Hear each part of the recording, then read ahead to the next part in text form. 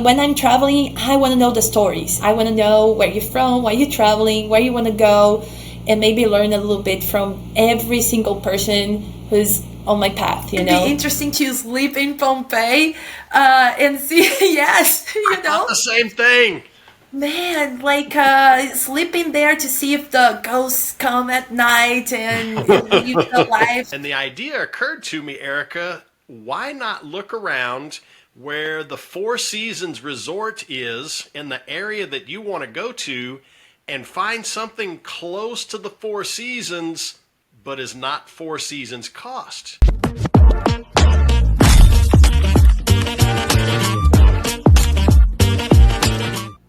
Hey, Erica.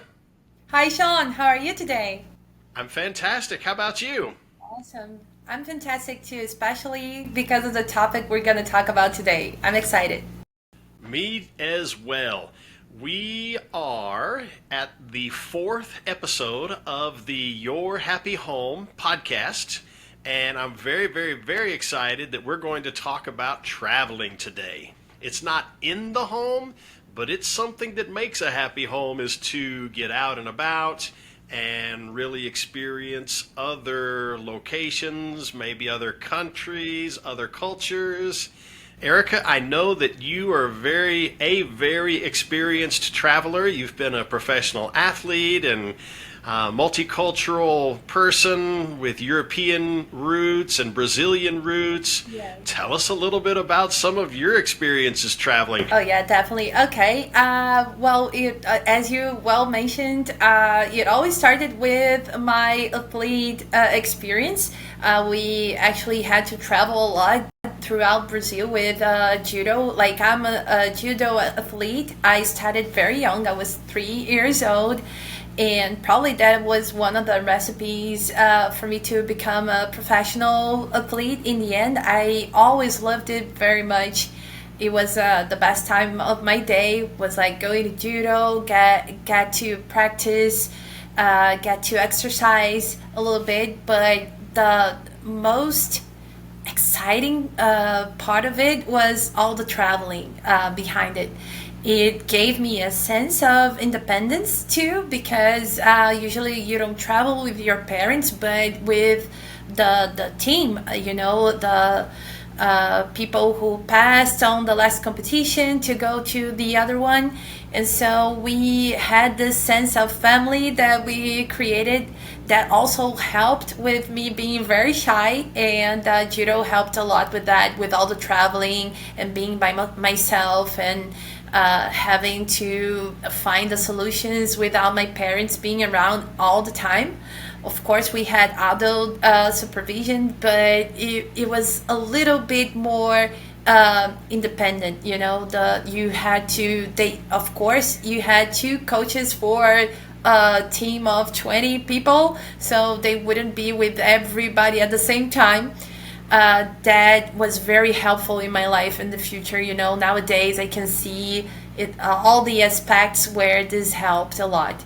And so later on, I grew up with this passion for traveling. I went to university. I did international relations because my first experience abroad with judo was competing in the Pan American Games, and then traveling became even more interesting. I got in touch with different cultures. I wanted to learn foreign languages. I remember my first trip abroad was because of judo.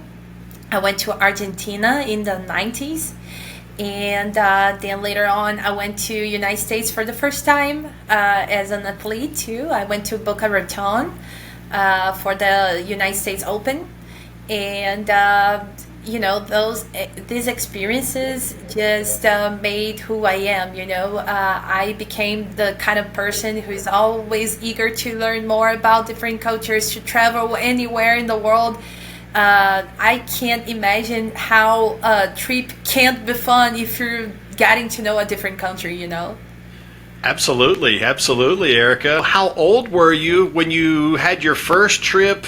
without your parents, and where did you go, and how did you travel? Well, my first trip, I'm going to talk about the trip abroad because I was very young too. I was 13 years old in 2004. Yeah, more or less that. And then I went to Boca Raton. It was the first time I traveled alone. And then for the Pan American Games, I went to Puerto Rico by myself too. My mom used to always be in all the competitions in Brazil, but then if you're traveling abroad, then the costs are even more expensive. The Brazilian team would cover my expenses, but not my parents. So those trips abroad were the ones that I did by myself, and I was very, very young, but very responsible too. And I also knew foreign languages, which was very helpful. Definitely, if you can speak the language of your host country or the country you're visiting, you are that much further ahead. That's fantastic. Definitely. Definitely. And it was only later on, Sean, that I really started, choosing my own destiny and finding my way to find, cheap flights and choosing where my next adventure would be. And that became so interesting and fun. Like just planning the whole process, it gives me butterflies. Walk us through how you plan for a trip. Let's say, for instance, do you plan for a competition or something with work different than you would plan for a vacation? Oh, definitely, definitely. For a competition back then, I had almost no choice, because you would sleep in the hotels. The team would choose for you, the coaches would choose for you, and you would always be in a group of 5 or 6 ladies in the same room, which for a teenager it's always very fun, having your friends traveling with you. And actually, if you're an athlete and you're seeing those people every day and you train together, you become kind of a family too, because I remember training 8 hours a day. So that's a lot of hours that you spend with this group of people, and then they become like sisters and brothers to you.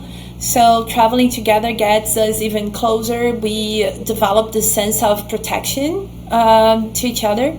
And that was very meaningful for me to learn in the future how I would behave towards other women and people I got to know during the trips. One of the best friends I have in my life nowadays were people that I met during my trips to abroad, And so I think there is this whole environment of, you're traveling. So your mindset is like, I'm open to get to know people, to understand different cultures, to experience something new.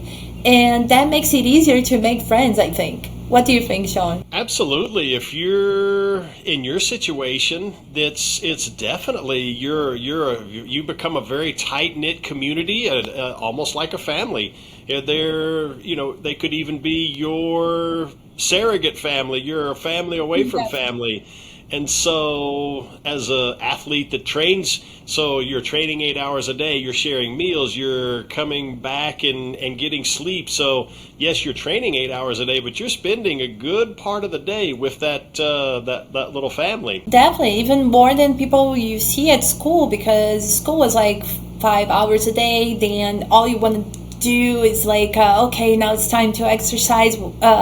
I was in that rhythm when I was an athlete, and I used to spend even more than 8 hours a day. 8 hours was just the judo training, but what comes with it when you're a professional athlete, you have gym, so you have special exercises for the technique, and we used to do it all together. Like everybody was from the same team, and I remember growing up with a group of 7 people that I knew since I was 4, So it was amazing. It was actually, I think it was very precious for me in like growing up.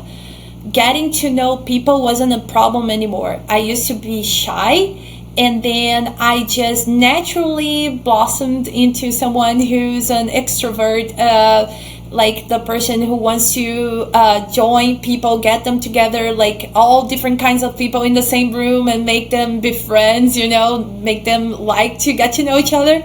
So I think I'm this kind of person when I travel. I'm even more expensive in that sense of where are you from? Can I get to know you a little bit better? Like, I don't have this kind of behavior day to day. When I'm traveling, I want to know the stories. I want to know where you're from, why you're traveling, where you want to go, and maybe learn a little bit from every single person who's on my path. Beautiful, beautiful. You get to know the other culture person by person, and that's such a great way to experience that. Erica, if you had to share a travel hack for women traveling by themselves, what would you advise? Do you have any advice for ladies? Definitely. Especially in this case, we all know that women, we have to pay a little bit more attention than the guys. It can get dangerous if you're alone. But if you are, if you focus on certain topics, then you feel safe and you can experience all the kind of destinations you have on your mind without being like scared and thinking you're running a risk every time. So I think the first tip is very important, and it all comes with getting to know getting to know yourself first and trust your intuition. If you're in a situation getting to know new people, you don't know anyone in the country or even in the neighborhood, but you're hanging out with new people that you just met, if something feels off, walk away. Trust your instinct. Trust that voice that's going to say, okay, this is not feeling right. Walk away immediately, because when you're traveling, you tend to explore a little bit further from your boundaries, your normal boundaries, but don't let that misguide you to letting other people pass on your limits. You're not obligated to share your phone number. You don't have to give anyone your location, where you're staying, with whom you're staying. Don't share data that could put you in danger. And then that brings me to the next tip I would tell ladies to pay attention at. Choose a central location, always. Don't go away from the busy the busy places. You want to be central. It's all about experience too. Like if you're traveling, try to be where everything's happening. That is a little bit less dangerous in my opinion. And if you have a chance, like budget wise, look for hostels instead of hotels or Airbnbs. And why do I say that? Because if you're in a hostel, it's way easier for you to make friends. The first thing I do when I'm traveling by myself, I try to, again, trust my intuition and make friends with people that are more or less in the same vibration that I am. And it's so easy to make friends when you're traveling in a hostel, because everybody in there, like I refer to those people like the good people on the road, and if you're smart enough, you're gonna find the people who are more or less in the same vibration that you are. I think people who are traveling, people who are eager to learn about other cultures, and people who are staying in hostels, they are they have the most chance to be those good people on the road because they wanna learn, they wanna explore the cities. They are always open to new ideas, and if you're open to, then it's easy to make friends. It sounds like, Erica, you had mentioned your intuition a couple of different times. And it seems, in my experience, I think women naturally experience that more than the guys. Guys can and do, but I think that's more of a natural ability of women. Yeah, I think as a sense of defense, we kind of get used to trusting our intuition faster than men do. I don't think you have to be alert all the time as men around the world, traveling. It's not something that you usually have to pay attention at, like being alert if there's someone following you or something like that. But as a girl, our experience as women is very different. Like you're socialized this way. You learn how some places could be dangerous for someone traveling alone, and so the intuition becomes something that you develop very fast. And if something is off, I think you don't even have to try to listen to it. It's gonna scream at you, even if you're not letting other people know. But I'm just mentioning it because sometimes if you're traveling, you think, okay, well, I'm not on my natural routine, so I might explore this and that, but still something feels off. Walk away immediately because you don't know anyone. You can't ask for help that will come immediately after you, so don't run the risk. If something is good for you, if something is amazing for you, it's not gonna feel off. It's gonna feel amazing. One thing that I always share with my daughter and my wife is be situationally aware. Just be aware of what's going on. And Camila actually has shared a couple of experiences where it's like, I didn't feel right, I just left. And that's so important. I mean, because you can oftentimes, I think, if you can put distance between something that may not be 100% for you, and it could be not only not for you, but something that could be potentially be dangerous, then the more distance you have between the possible danger and yourself, number one, if there's danger, it's got to come looking for you, and if you're the closest one, you're the most easily found. So, but if you can put some distance, don't get yourself into situations like that. It sounds like that's just really great advice. Yeah, that's why I always say that, Sean, being shy in this situation here is actually as a disadvantage, because if you are surrounded by people, like make sure that you are surrounded by people when you travel. The chances that you're gonna go through an experience that is not so good are very, very low. Especially because, one of the highest dangerous things for someone traveling alone is that nobody else could notice that you're absent.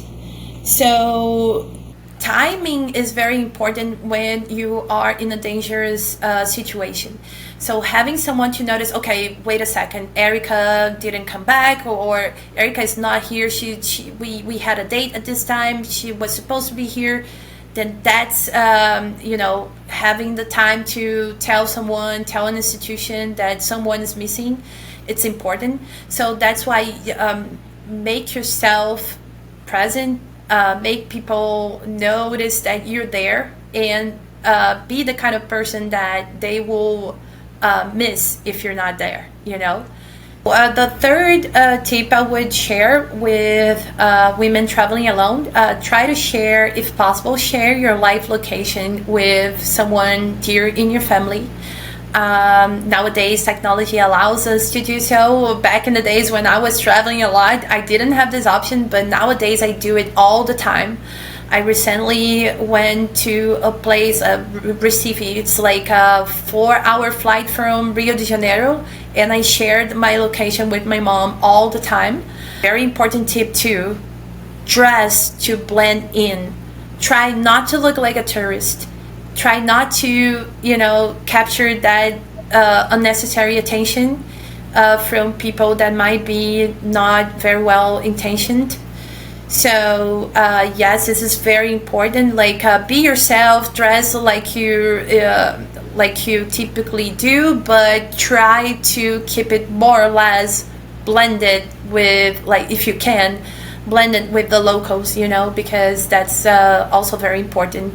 Looking like a tourist here in Rio could be dangerous, could be like, it could make you a target. And I'm not even saying for the worst stuff, but even for something that might not take your day to a very nice experience, but try to blend. This is an important tip. And the last one, I think, don't announce you're alone. Don't announce you're alone. Mention friends, mention people that you're gonna meet later. Mention names, and mention that you've been there before. Don't let people know that you're alone. Great advice, Erica. Great advice. Have you ever been traveling and was able to find like a travel buddy that you didn't necessarily know, but you maybe met on a bus or an airplane and kind of watched each other's back? Oh my God, yes. Almost every time I traveled, I have. I think I mentioned to you, Sean, a couple of times, my best friends in life I made during my trips, and we were in situations that we like to gather sometimes and remember, because of course, if you're paying attention to those tips that I gave here, it will not protect you from all situations, but from the most dangerous ones.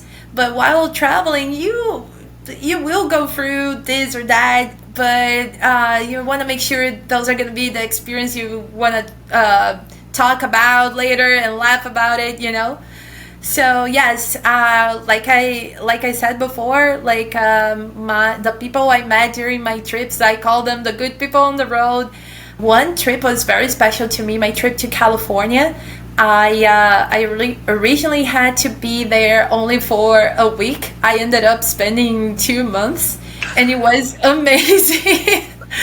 It was actually like the year I ended my master's in international relations, and I went to Berkeley to present an article about international relations. And then after I did that, I decided, okay, my dream, one of the biggest dreams I have is to go to San Diego, traveling by myself, and stopping at the cities on the way. When I got to San Diego, I went to Pacific Beach and OB too, and I met a couple of guys. We're still friends. I went to the wedding of Delano, one of my friends from Holland. We were a group of weird people, like all the nationalities all together, and somehow we managed to, there was something that reunited all those different cultures and made us feel like family in the end. We have a group on Instagram, and we call it the OB family. And where we talk about my kids, because I had kids after that trip, and we talk about reuniting again. But it was not only that trip, but first time I traveled and lived abroad by myself was in Germany, and there I met people from all over Europe, especially Europe, and you get closer to people who are more or less with the same vibration you are. And I was eager to travel all around Europe the first time I was in there, and that created kind of a how can I say this? Like it reunited me with the right people to get there, to travel So it was very, very nice. Those friends in Europe too. I had two Spanish friends. I was very close to them. They also got married like 2 years ago. I went to their wedding. We still keep in touch. It's amazing. Like, because usually after a few years, you don't talk to someone every day. Maybe when you get in touch again, it feels weird or so, but it never gets weird with us. It's just like, I was maid of honor of this Spanish friend of mine. I remember him meeting his wife. Like I introduced them both, and so it was a very special moment for me. Even distance wasn't enough to make our friendship go cold. And that's a little bit like us, right, Sean? Like, we never met in person. We are kilometers away, but miles to say so.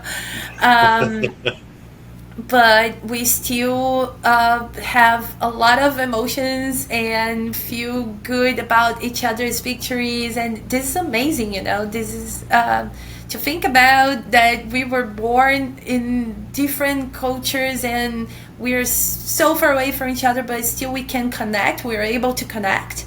It's amazing. It really is. It really is, Erica, and it's so fun. And it's so fun for me to listen to your story on your travels through California. I can just visualize like a traveling caravan and maybe Yes, it even was like a exactly like that. van It of was exactly like that, Sean. yes, yes. I'm visualizing the whole thing, just waking up with nothing to do but have fun and just explore. That is a Yeah. dream come true. Yeah, well, you know how we got together, how we connected? I was surfing back then, and so I easily connected with other surfers, and we were like, okay, one of the guys here has a van. What if we just change our flights and stay a little bit longer? And he was like, okay, maybe 2 weeks, and then maybe three, maybe four. When you're young and you don't have like the biggest responsibilities back home, take those days for yourself. You're not gonna regret it. It'll be something to tell the kids. I tell my kids about Uncle Delano and Emil all the time. And like, I don't know if I mentioned when I was telling you the stories, but we were a group of uh, one Brazilian, which was me, and I also was the one who cooked because I love cooking. And one of the guys was from Denmark, and I would never in my life think I would have something in common with someone coming from Denmark. I think those two countries are, two cultures are very distant from each other, but actually have a lot in common, you know. So yes, and then Delano, who's from Holland, and there was an American from Miami, and another American from Chicago, and we were like the friends. We didn't even want to get to know other people because we were so close to each other. We're like, okay, we're good with each other. We don't want to meet new people, you know. Right, So right. You found a really tight group really fast. exactly, exactly. And so the important thing behind all this was that being a girl with this group of people who I knew from the time I met them that they were nice people to have by my side. We were protecting each other. We were very protective towards each other. Even me with the guys, I was protective too. Like, Delano, what time did you get home? Are you here? Like, if they were gonna meet a girl or anyone, I would be very protective too. That's what I do with all my friends back home too. Like, call me when you get there, you know. And since we were all in the same hostel, I kept an eye on them, and they were very protective towards me too. And then it got to a point where we developed tasks to each other during the trip, you know. So that worked very well. And then regarding to budget, we of course I went with enough money to spend a week, and I spent months So you might be asking, how did you manage? Like, we were selling caipirinhas. We One of the guys, he's the guy from Miami. His dad was Italian, so he knew how to make the best pizza. With the van, we had a mini kitchen, so we were doing that. We were selling caipirinhas in the hostel, I sing too. Sometimes we would sing for money in the hostel, so it was a nice experience, something that we would never do here in Brazil, but it was just fun. It was amazing, and it's a memory I'm gonna share with my kiddos, and I'm sure they are gonna meet the guys one day. Like I mentioned, we're very close. It's just excellent. And Sean, I also have some questions for you about traveling, because I know that you like to travel too. One of the things that connected us was exchanging our traveling experiences. Definitely. Um, yeah, I would like to know, what is one place you think everyone should visit at least once in their life? Well, I think that everyone should visit at least once in their life, Erica. I think that's a very easy answer. For me, it is Rome, Italy. It's Nice. a really a magical place, and to just see and to feel the history there. I'm a bit of a history buff, architecture buff, and if you want to see history and architecture, Rome is your place. The people there are amazingly friendly and wonderful, and just to see like the Colosseum, in when you see it in a picture, it's like a you visualize, okay, that's a little arena somewhere. No, this place is huge. The scale and the size of the architecture in Rome and in other places in Italy too. I'm thinking about, how did they build this stuff without modern equipment? How did they lift these huge stones? And how did they get this stuff so straight? I mean, this is a huge building. How did they do that? So, not only is there really a lot of cool architecture, amazing people, the the food there, as you had mentioned before, is just amazing.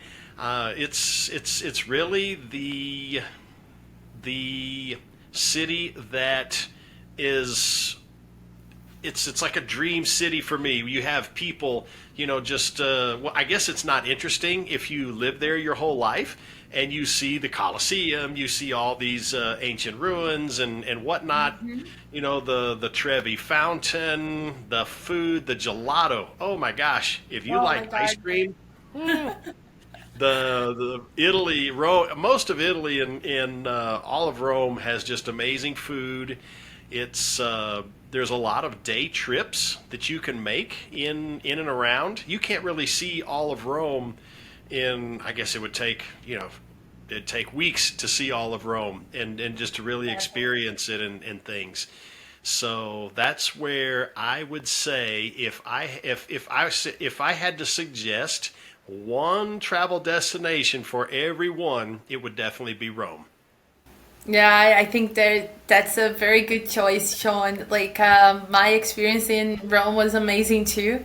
I think it was the first contact I had with Italy was in Rome, and like you said, it's a mix between history and modernity and great food all at the same time, and the love. Love is just in the air in the city. It's an amazing city. I remember the feeling of being on the Colosseum for the first time. And to me, I love history, right? And especially, like you mentioned before, the architecture of cities like this. It's something that really drives a lot of attention, because you start wondering, how did they do that? Oh my God! Like, even today, the techniques, we still use some of the techniques they developed back then, And being in the Coliseum for the first time was like, oh my God, I'm texting someone to meet me there. And, you know, people from another era were doing the same thing in the same place. It's such an amazing feeling. You feel like you belong there, that you know the place. One of my favorite cities too. Yes. I went through the Colosseum and just took a lot of time and just touched the stones and the walls and just imagine who else had touched those stones and the stories that could be told, from over 2,000 years, and it's really really amazing. And I think that there's so many other things too. If you wanted to see history, for instance, Pompeii and Herculaneum are very close to your one of your favorite cities, Naples, Napoli, and so there's just a lot of things. We would get on a train. We actually took a train from Rome to Naples to go to the ruins of Pompeii. I spent all day in Pompeii. It was just really really amazing to see the scale of that city too. It wasn't like, oh, like a little crossroads. The whole place was huge, and just to think about what was going on there, the daily lives of the people, the what they ate. I could just hear gossip in the street, and all of the things that happen when people get together. Yeah, it was the feeling is like an open air museum, it's crazy. I was always eager to know what happens when that feeling you get when you're watching an apocalypse movie, and you want to know what happens after that, and all the histories that were left behind, all the stories, all the characters, all the lives that were going on before. Then you get to Pompeii, you get to see how they organized themselves. Even the ovens to make pizza, they are like intact in Pompeii. It's I amazing. You know. you actually receive a map with the roads with the same names they had before, because it was so well conserved that you could even get information about the road, the fountain, the temple, everything. Like the city is still alive in there. One of the German girls who went with me for the first time to Pompeii, I also met her in the hostel. We made a promise to each other. Of course, policemen, we're not gonna do it, but we're like, wouldn't it be interesting to sleep in Pompeii and see? Yes, I thought the same thing. man, like sleeping there to see if the ghosts come at night and leave the life. Do they even know that happened to them? It was all so fast. The story behind what happened in Pompeii was really delicate. But I also have something to share about it. If you really like Pompeii, Sean, once in Naples, you can get the subway for, back when I went there, it was like €2 or less. And then you go to Ercolano, which is even before Pompeii if you departing from Naples. And it's also very, very interesting. Ercolano was also affected by the volcano. Um, but what happened there was a different kind of they were affected differently, in the sense that it was the smoke of the volcano that made people die fastly there, and the whole city has survived in with its organic touches. What do I mean with that? Like in Pompeii, you won't see beds or any doors, or the second floors are not there anymore because of the palm stones that were very heavy and destructed some of those features in there. But in Ercolano, like I got to see a piece of bread that it's still intact and it's there for exposure. Wow. Wood details, like how they would characterize their wood for a bed or for a door, all those touches, because we know that people living in Ercolano and Pompeii, they belonged to an elite back then. And when the Vesuvio had it happening, no one knew it was a volcano back then. They thought it was a mountain. So everybody was shocked. Maybe that kind of made them react a little bit later. But Ercolano is even more conserved than Pompeii. It's amazing. It's amazing. I do want to see Herculaneum, and it is on my bucket list. So definitely, it'll be a good trip and a good visit to see that because it's just so interesting for me. Oh, there is also an extra thing about Ercolano. There is an Asian beach in there, and you can visit the port and everything. So nice trip hack to or trip tip here is to, if you're ever in Naples, go to Ercolano too. You won't regret it. Absolutely, absolutely. Well, Erica, let's fast forward your traveling a few years from your traveling caravan days to now you're a mom of two girls, two amazing girls. What travel tips do you have for parents traveling with young kids? Okay, so we all know as parents how it's so hard to keep them quiet, and sometimes during a trip you have to sit down for long hours and wait until you get to your destination. One thing me and my husband we do, we prepare a bag with different toys and things that can get the kids distracted for a while. We don't want to get them too distracted, like staring at cell phones during the whole trip, because we also want them to admire and, to deal with the frustration of waiting sometimes. But usually having something to draw, or a piece of paper and a lot of colorful pencils would be amazing. Crayons, kids will love this kind of interaction, showing you the what they just did, or ask them to draw what they are seeing outside. It's a fun way to connect them with the new experience, and to wait for long hours at the same time. So we make a bag with different toys that we know they work with our kids, and that will go from each parent's experience. We know that my kids, they love Bobby Goods. They love to get their pens, colorful pens everywhere, and just color everything. So it's one of the things that I would add in the bag. Also, a piece of paper for them to draw what they are seeing. It's a fun exercise for them too.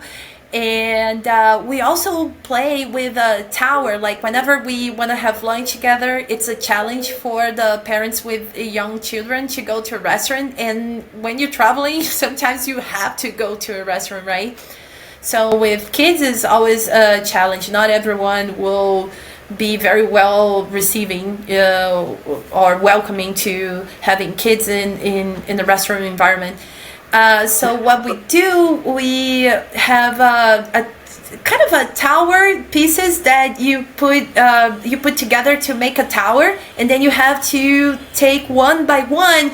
Whoever lets the tower down, or how do you say that, Sean? It falls, the tower falls over, the block tower falls over. Exactly. Do you know this game? It's amazing. Yes. It's a huge success here with my family. We love to play Definitely. together. It's great because the parents can be engaged in the same game. So yeah, this is something we do during the restaurant time, and look for places, hotels with a place for the kids, a playground, a place where they can spend some energy. Sean, what about you? I wanted to know a little bit, can you share some hawks too? Like, what would be a travel tip for someone on a budget, for instance?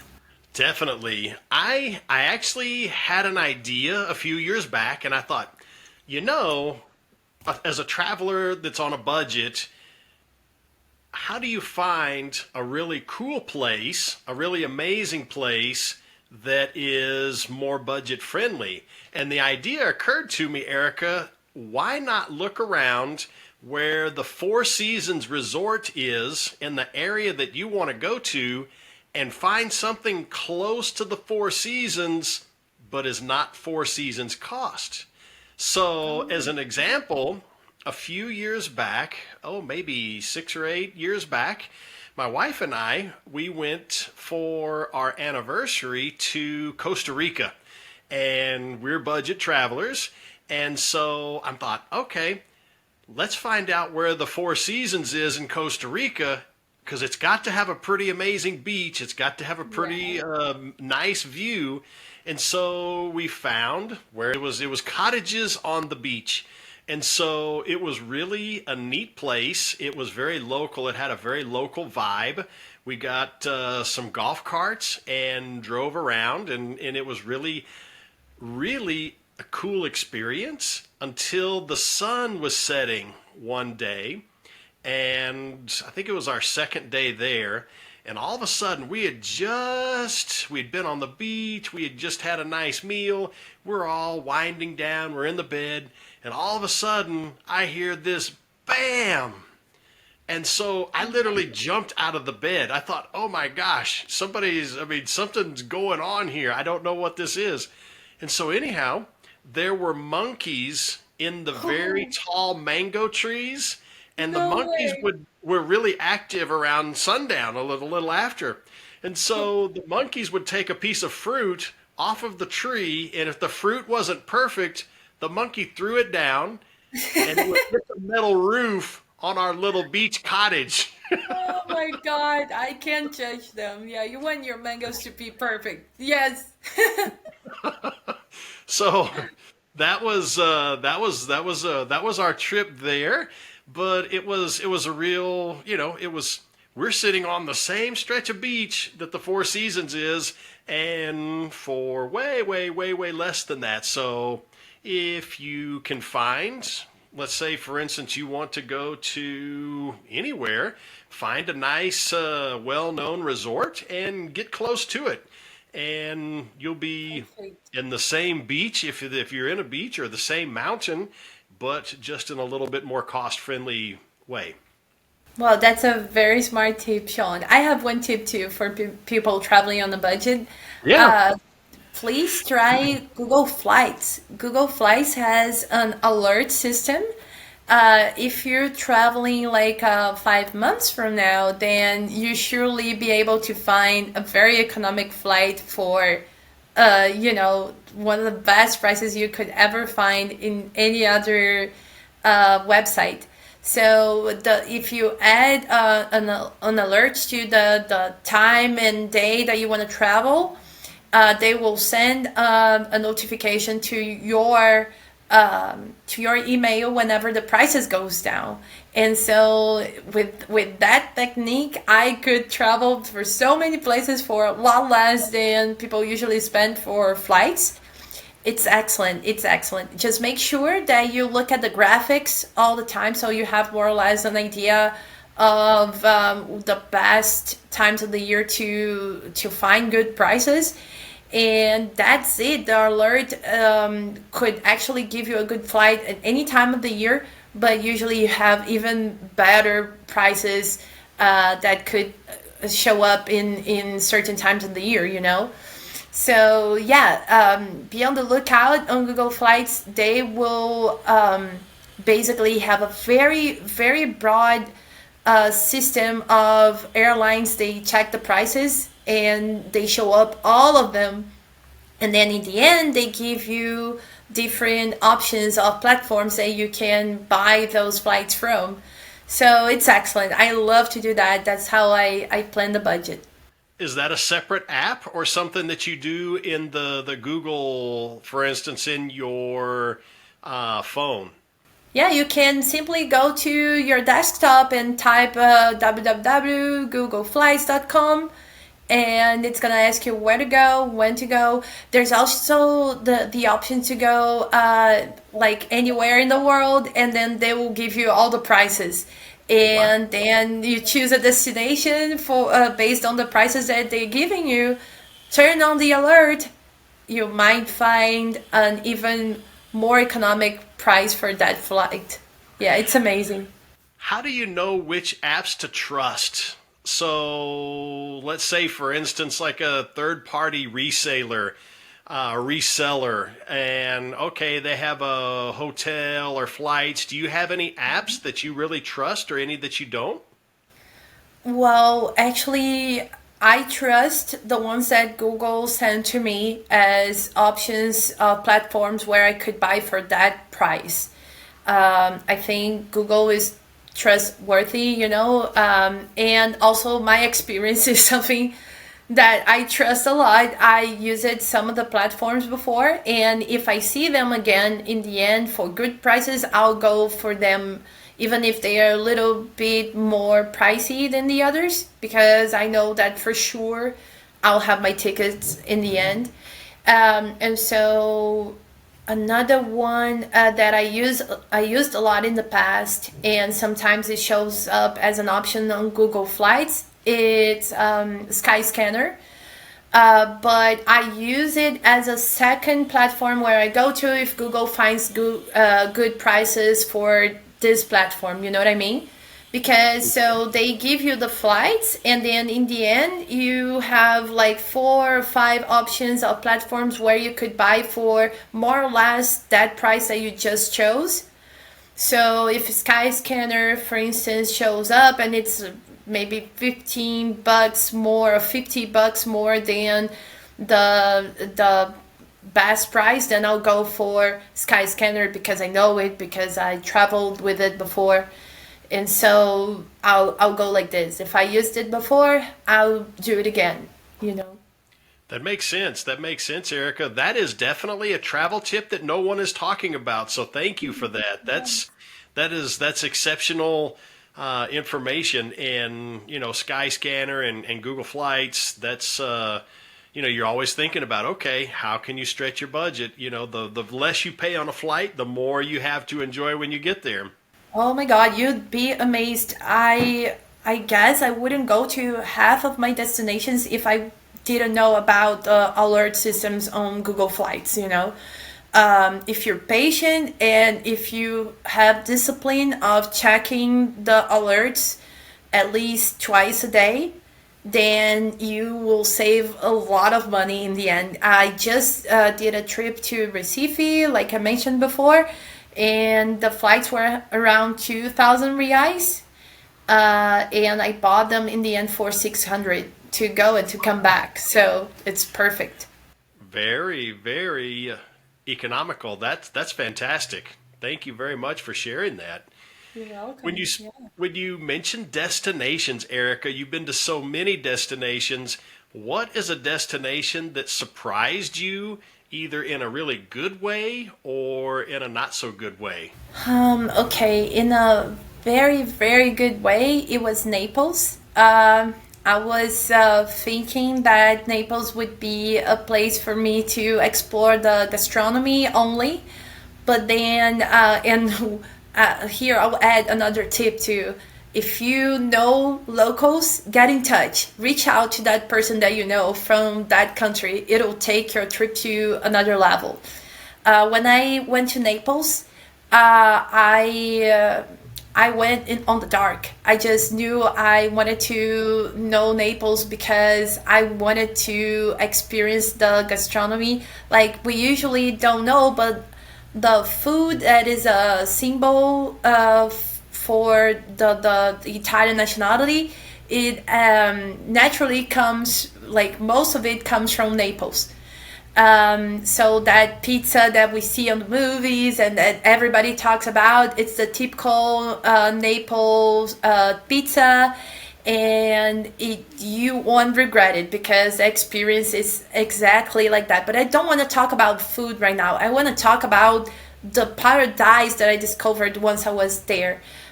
So I went in dark. I didn't know that I had a friend living there because I met this friend that I'm gonna talk about here. I met him in Rio. We were studying in the same university. He was an exchange student.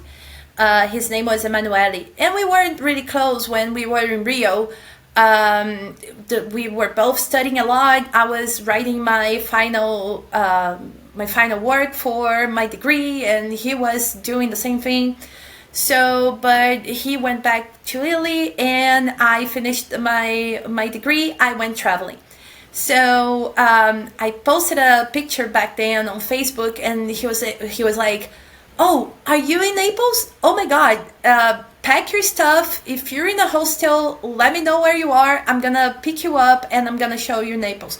The guy is obsessed about Naples, so there was a little bit of luck in that too, because Emanuele is in love about his city. It's just the same with me when I have friends coming from abroad. If you ever come to Rio, Sean, be sure that I'll do my best to take your experience to another level, because it's all about that. You receive, you want to give it back, and that's the whole philosophy behind traveling.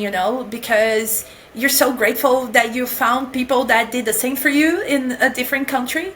So yes, I'm so thankful to Emanuele, because first of all, I would never even know about the existence of a place called Costa Amalfi. And I didn't know it existed. Like, as a someone who travels a lot, I didn't know it. It wasn't on my list of places I wanted to go.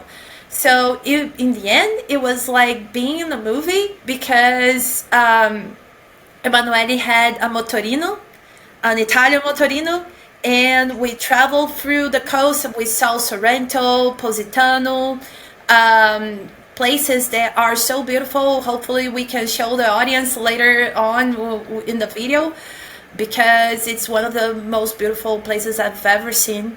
And knowing someone from the place and knowing a little bit of the local language too will take our experience to a different level.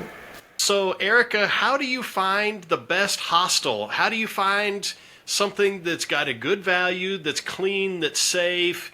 How do you go about finding a hostel? I've heard of a hostel as like a youth hostel where young people that are like on a adventure backpacking through Europe, you would stay at a hostel. How would somebody find a hostel, and what are good tips whenever you do stay there? Yeah, okay, Sean, I'm glad you asked that, because I have a little bit of fun information to share with the audience. So I'm the queen of looking for hostels, like well located hostels, and so I love to share information about it. What I usually do, like in terms of pricing, it's very smart for you to look for a hostel, especially if you're traveling alone. If you're a girl, it's even not just good for you, but necessary. Like, you make friends like this in a hostel. The sons and daughters of globalization will be in there, just eager to get to know different people, eager to get to know the place they're at, so they're good company for you to go and explore the city with. And so in general, they will be open to make friends and travel and explore the city with you. It's very important, especially if you're a girl, not to go alone. But besides that, how do you choose the perfect hostel to stay at? First of all, location. Look for hostels that are located in a very central place area, where the bus is all about. That's safety questions, a safety matter. So pay attention to that. And then you're gonna check the rules. See if the rules make sense for you, if they are reasonable, if you're okay with everything they are setting as rules, because you have to go with the mindset that you're gonna respect them, and you're gonna expect other people to respect the rules as well. And third thing, and that is a hawk, I will, instead of going to the comments and evaluations from Google or from the platform you're looking for hostels at. Sometimes I use booking.com, sometimes I just go to Google. Instead of going to the good comments first, go and look for the bad evaluations. Check what they say. Check what is the worst that could happen in that place that you're planning to stay at. If they mention that the worst thing, like they gave them 1 star, and when they write about it, they say, "Oh, I arrived and there was no one in the reception at that time, I would say, well, I'm not that picky. That's I can wait for a few minutes, you know. So if the problems that show up in there are not that huge and you're okay with them, things that be reasonable about. Some things can happen, especially when you're running a hostel. If you have this mindset and if you're being a good judge of things that could happen to you, if the worst that could happen to you in that hostel is that someone is going to be late to open the door or something like that, then I think it's not a bad option to go to that hostel.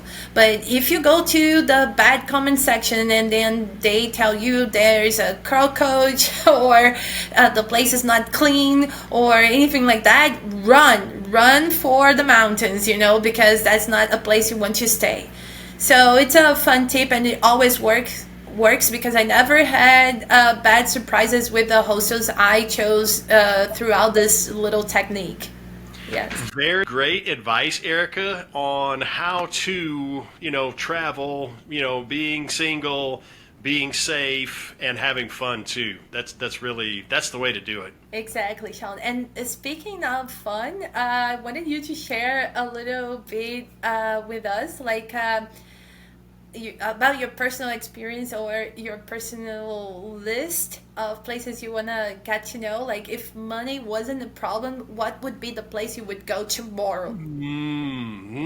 If money was no object and I just won the mega lottery, I'm sure that I would take my wife on a private jet to Seoul, South Korea. Oh my God, I knew this was gonna go well when I heard that. Awesome. Yes, yes. How do you go wrong if you're traveling on a jet, Erica? Oh my God, Sean, there's no way. I wouldn't know. Definitely, definitely. So that's a bucket list item too. I have never traveled on a jet before, but one day, one day. One thing that just seeing on TV, on Netflix, all of the amazing things to do in South Korea, in Seoul, it just looks, everything is very elegant there. All the people seem very friendly. I think most of the people are bilingual, speak some English. So I think that would be a really cool place to go and just look around and enjoy a culture that I have never had much experience with. So that's where I would go. If money, Erica, I'll ask you the same question. If money were no object and you had a unlimited budget, where would you go and what would you do there? It's hard. It's hard to decide because, you know, living in Rio, the question is, if you live here, where do you go for vacation, you know? Everybody, you're in someone else's bucket list location right now. Yes. Exactly, exactly. But lately I've been thinking I want to go to Thailand. And I'm inspired by a series and a movie I watched like a few months ago. And I don't know if it was just the cameraman who was the best, but the place looked amazing nature wise. I like to travel nowadays to places that will show me the raw nature too, and different kind of beaches. Maybe the ones that we got here in Brazil have one style, in other countries we get to see other styles. And so I was impressed with the nature images I saw from Thailand. It's also a place that they say that your money is worth like a lot of different experiences. And there's also this connection with Buddhism, and I'm eager to learn about it too. You know, must be the nicest place to meditate, to connect with your inner self.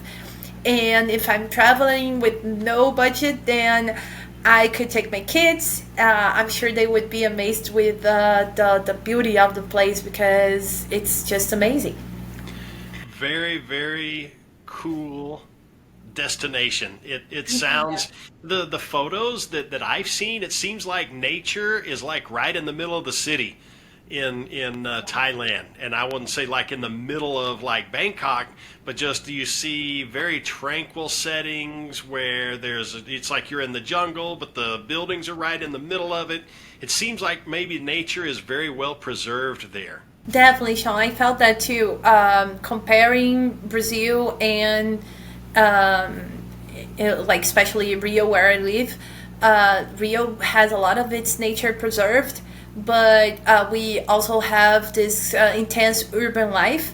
The images I saw from some places in Thailand I wanted to go, it was like more nature centered too, and the whole area is driven for tourism, which is nice too. And also, in my experience, I've been to Europe a lot. I traveled to more than 50 countries um, around Europe, and also America, South America, North America, where the places I've been. I think Thailand would be a great start for me,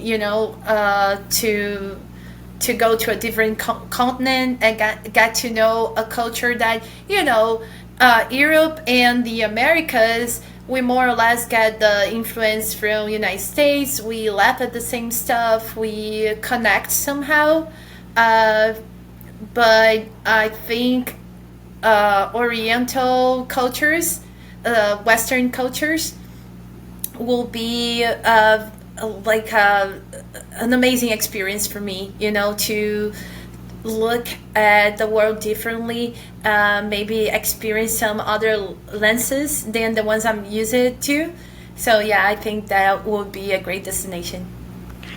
Erica, I think if we can give anyone, and I think you just nailed it right there, looking at different things from a different perspective, a different lens, using a different lens to look at something.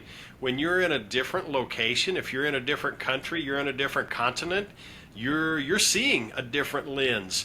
The same eye is really looking, but you're seeing from a lens of the other person, and that's really cool. And I like to, when I travel, I want to see the back streets, and where normal people are living, and the piazza where everybody's gathered to visit and socialize and laugh, and what's going on, and all of those kind of things. When I travel, I want to try to see the country from the lens of the people that actually live there.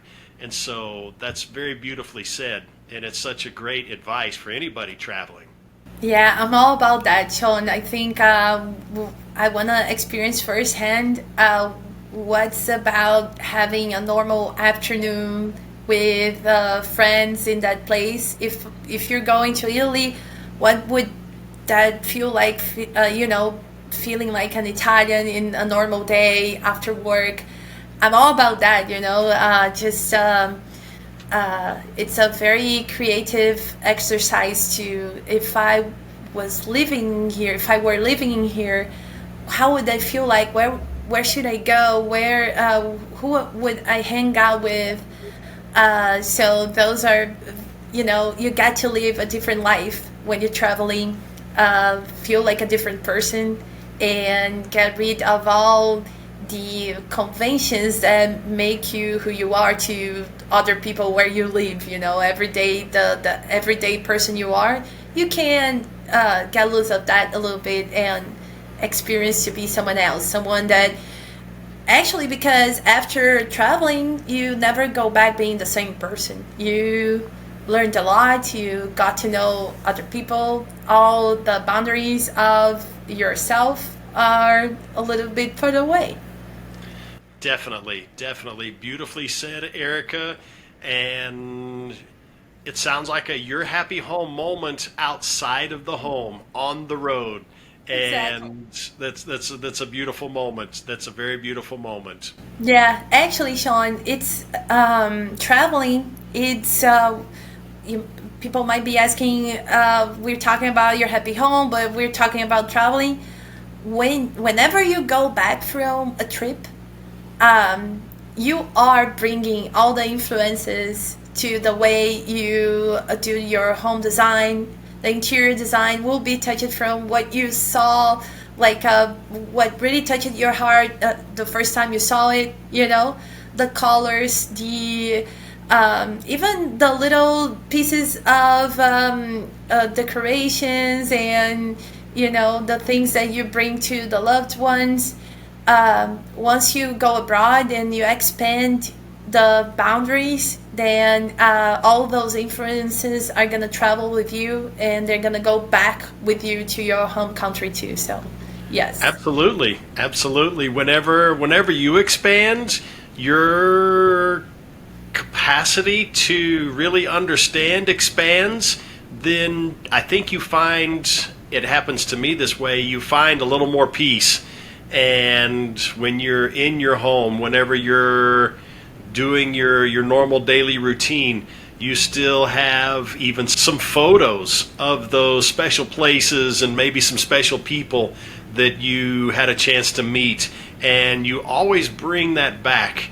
And you gave a lot of really cool tips on how to be safe and bring back all of those magical memories and have good experiences while you're away from your home, investing time, investing resources in your happiness, which just makes your happy home life even better. Definitely, Sean. Way of another, you're gonna bring all this luggage with you to the experience luggage. So it's a very good thing to, it's traveling is the only way you spend money but get richer.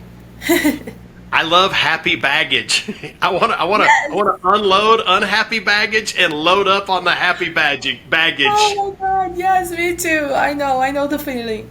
Definitely. Well, Erica, if everyone likes and subscribes and enjoys this video, it would be very, very helpful for us to connect with more people and bring our message and bring our energy to more and more people that would really enjoy some of our experiences and some of our stories. So everyone, please like and subscribe if you've enjoyed this episode, and please do join us for episode 5. Definitely, Sean. Well said. And please, if you have any travel tip or hack to share with us, we'd be more than pleased to read it and share with our audience later on. So yes, feel free to go to the comment section and share your story with us, fun facts, anything you feel like talking about regarding to traveling. So we're curious to see what you're going to share with us. Beautifully said, Erica. Beautifully said. Until next time, everyone, thank you for joining us on the Your Happy Home podcast. Thank you, Erica, for all the amazing advice and tips. Thank you, Sean, for all the experience you shared with us today.